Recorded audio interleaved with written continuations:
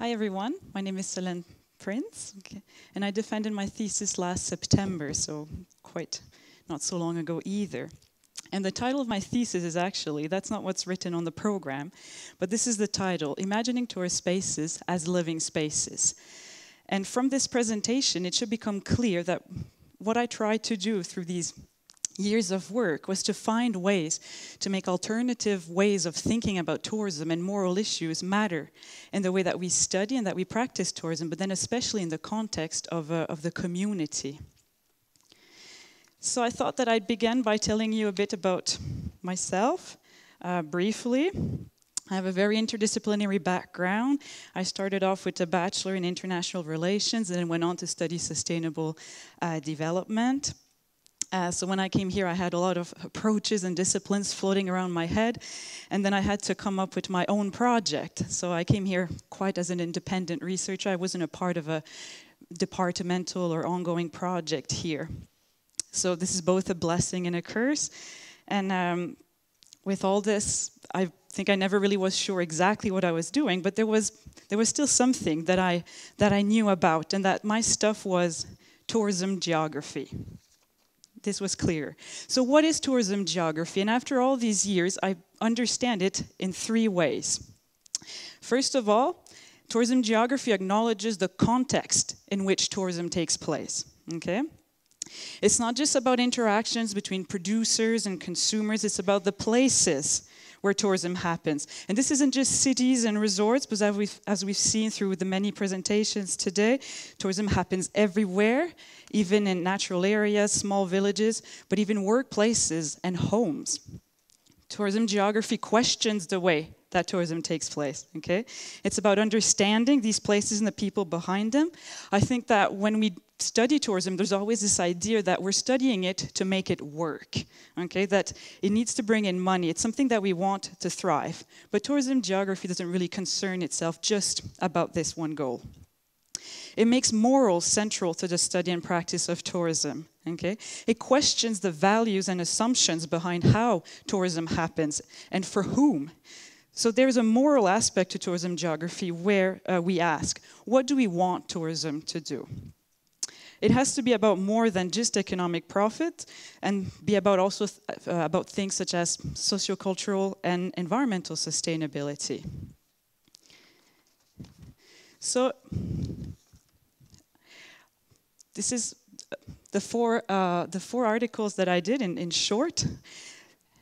And they reflect how I use tourism geography to approach two different places. So two different community type of contexts where tourism happens and where there are people behind it. And so the first case study was on Bornholm in Denmark, where I studied craft artists. And these craft artists, they have their small studios and workshops all around the island. They do things like ceramics, glass blowing and design, but then you also have artists that work with other materials such as metal and textile and whatnot. And what is interesting about these craft artists is that they have a close connection to the tourist season, but they're not tourism entrepreneurs per se. They're professional artists. And so they take advantage of the tourism seasons for economic means. And one way they do this is they've created an association so that they can work together towards this goal. And something that is important also is that through this association, they can preserve their artistic integrity. So at the same time that they commercialize their crafts, they have this brand of high standard of quality that can help them to strive as professional artists. So these artists are reconciling the customer experience and expectations and then the serial reproduction that is behind this commercialization with their identity as professional artists. Another thing that was interesting about these craft artists is that they have different relationships with the tourist season depending on the craft that they work with. So the ceramists, for instance, they like to keep their production process away from the sales in their workshops. They don't like when the tourists come and look at them. They want to keep this, to stay undisturbed. They think that the production process, it's boring. It's not entertaining. So this is separated. But the glass designers and glass blowers, they don't mind to have a public. They can reconcile these two things because glass blowing is entertaining. It's about using heat and colors, twirling all this, and then it becomes kind of a show. So this can be done in the public. So what we see is that the movements of these craft artists during the tourist season is guided by the way that they engage with their world as artists.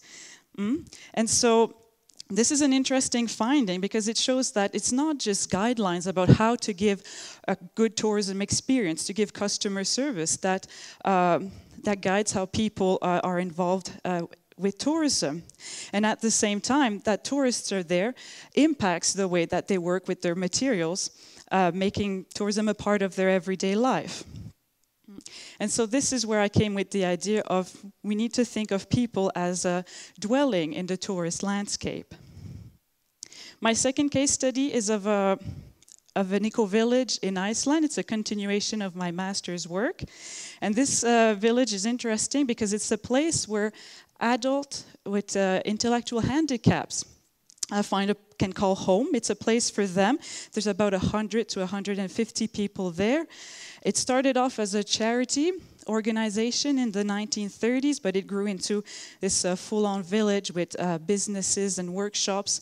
And there's an able population, let's just say, that is behind the coordination and the management of this village. But there are also volunteers that come and work there to help contribute to the village's different goals of social, economic, and environmental sustainability. And what I was interested to look at was the management of these volunteers that come to the village. Because something that was becoming very obvious as I was there as a researcher was that the volunteers' idea of eco-living wasn't quite compatible with how the eco-village was actually functioning.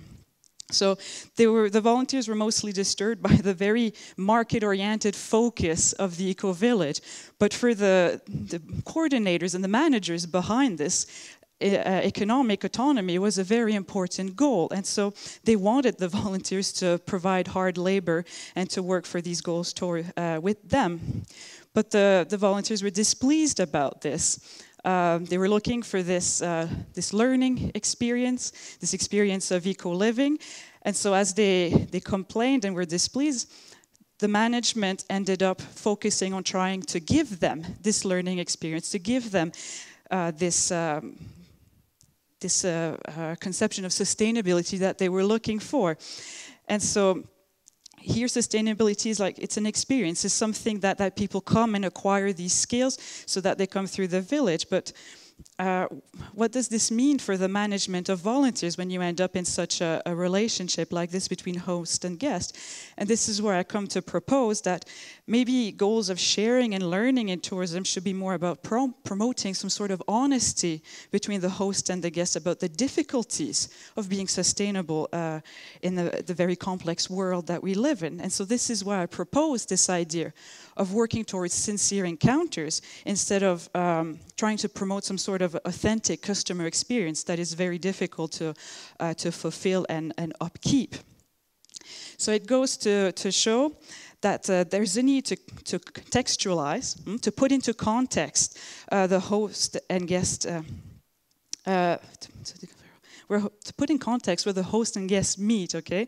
It's not enough to say that if we want tourism to be sustainable when it's in these small communities, that we just have to keep it small, keep it sensitive to local realities, local environments. There's a need to find a strategy on how to manage the tourist behind this. There's a need to acknowledge that the management of tourists who integrate small communities requires investment in human resources and all this kind of effort to really that this sincere learning experience does happen and that the community can meet its goal along this way.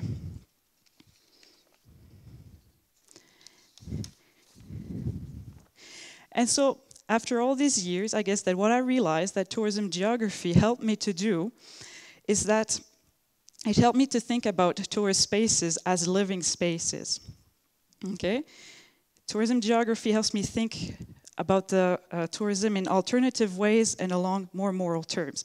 So what it means to tourism as living spaces is that tourism happens where people have professional ambitions.